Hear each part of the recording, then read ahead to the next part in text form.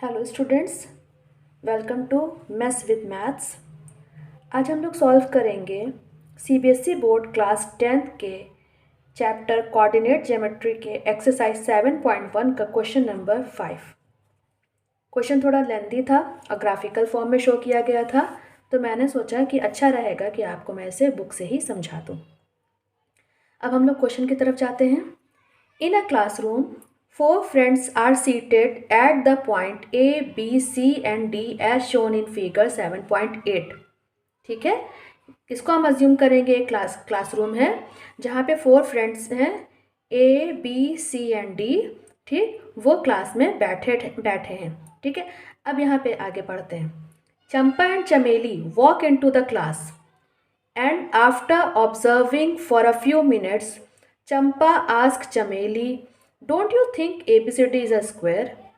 ठीक है, चंपा एंड चमेली दोनों ने आपस में डिस्कस किया और चंपा ने बोला कि क्या तुम्हें लगता है कि एक स्क्वायर है? मतलब जो चारों स्टूडेंट्स हैं वो स्क्वायर के फॉर्म में बैठे हैं। Chameli disagrees. Using distance formula find which of them is correct. ठीक है, हमें डिस्टेंस फॉर्मूला के थ्रू बताना है कि दोनों में से कौन सही है। ठीक, अब सबसे पहले हम कोऑर्डिनेट निकालना सीखेंगे। ए के कोऑर्डिनेट क्या हो जाएंगे? माना हमने 0 से स्टार्ट किया तो ए की पोजीशन क्या है? एक्स एक्सिस पे 3 और वाई एक्सिस पे 4, ये 4। ठीक है, तो ये ए की पोजीशन है। ठीक, तो एक्स ए के कोऑर्डिनेट्स क्या हो जाएंगे? 3, 4। बी के कोऑर्डिनेट्स क्या हो जाएंगे? 6, 7। सी के कोऑर्डिनेट्स क्या हो जाएंगे? 9, 4। डी के कोऑर्डिनेट्स क्या हो जाएंगे? 6, 1। ठीक है, तो इसी तरह से हम इनके कोऑर्डिनेट्स निकाल लेंगे। अब हम लोग सोल्यूशन की तरफ चलते हैं। मैंने इनके कोऑर्डिनेट्स निकाल के रखे हैं, ए बी सी डी के कोऑर्डिनेट्स। अब यहाँ पर आप एक चीज़ समझिए कि अगर वो स्क्वायर के फॉर्म में बैठे हैं तो स्क्वायर की कंडीशन क्या होती है? स्क्वायर के ऑल 4 साइड्स इक्वल होते हैं, मतलब उन चारों की एक दूसरे से जो डिस्टेंस है वो इक्वल होगी।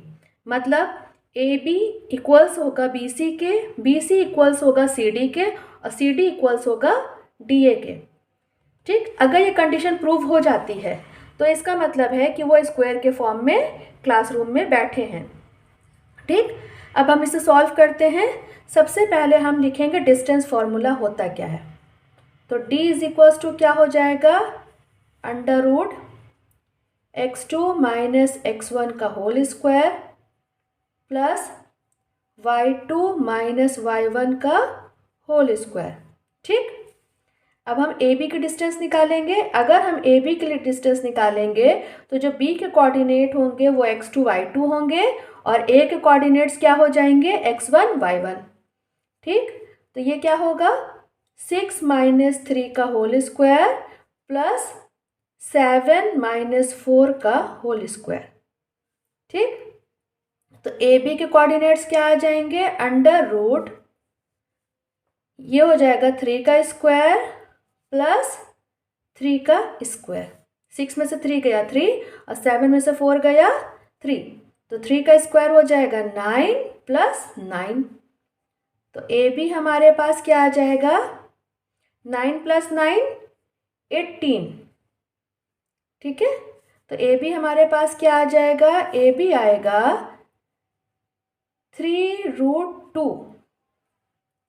ठीक है, हम 18 का स्क्वायर रूट लेंगे तो वो क्या आएगा? 3√2। इस कंडीशन को हम सेव करते हैं। अब क्या हो जाएगा? ए बी निकाला, अब हम क्या निकालेंगे? B C. ठीक, तो जो सी के कोऑर्डिनेट्स होंगे वो x2 y2 होंगे और बी के कोऑर्डिनेट्स x1 y1 होंगे।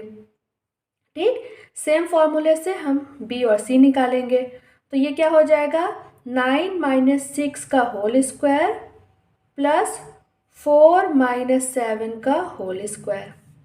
तो बी सी क्या आएगा हमारे पास? अंडर रूट 9 में से 6 गया 3 का होल स्क्वायर प्लस 7 में से 4 गया प्लस माइनस माइनस 7 का साइन 7 बड़ा है तो 7 में से 4 कैंसिल कम होगा और साइन किसका लगेगा? 7 का, तो ये हो जाएगा -3 का होल स्क्वायर।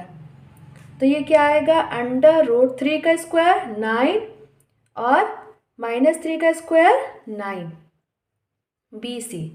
तो 9 + 9 √18 और BC हमारे पास क्या आ जाएगा, सेम वही, हम √18 का स्क्वायर रूट निकालेंगे तो वो क्या आएगा, 3√2। ठीक है, हमारी 2 साइड्स निकल गई। अब हम तीसरी साइड निकालते हैं। AB आ गया, BC आ गया, अब हम क्या निकालेंगे, CD। तो क्या हो जाएगा, CD। तो D के कोऑर्डिनेट x2 y2 हो जाएंगे और C के कोऑर्डिनेट, हाँ D के कोऑर्डिनेट x2 y2 हो जाएंगे और C के कोऑर्डिनेट x1 y1। तो ये क्या हो जाएगा, 6 - 9 का होल स्क्वायर प्लस 1 - 4 का होल स्क्वायर। तो CD हमारे पास क्या आ जाएगा, √9 में से 6 गया, -3 होल स्क्वायर, 4 में से 1 गया, -3 का होल स्क्वायर। ठीक है, तो CD क्या आ जाएगा, -3 का स्क्वायर 9 और -3 का स्क्वायर 9, दैट इज √18। तो CD हमारे पास क्या आ जाएगा, 3√2। CD निकल के आ गया। अब हम क्या निकालेंगे, DA।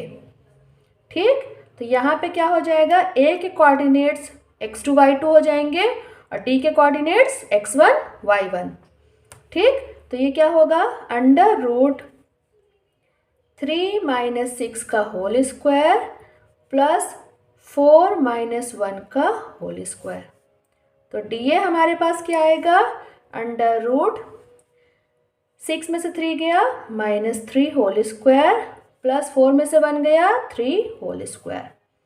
तो DA हमारे पास क्या आ रहा है, -3 का स्क्वायर 9 और 3 का स्क्वायर 9, दैट इज √18। तो DA हमारे पास क्या आया, 3√2। अब यहाँ पर आप एक चीज़ देखिए कि हमारा AB 3√2 आ रहा है, BC 3√2 आ रहा है, CD 3√2 आ रहा है और DA 3√2 आ रहा है। दैट मीन्स हमारी कंडीशन प्रूव हो रही है। Hence AB is equals to BC is equals to CD is equals to DA is equals to 3√2। तो कंडीशन हमारी सेटिस्फाई हो रही है। That means all 4 students are seated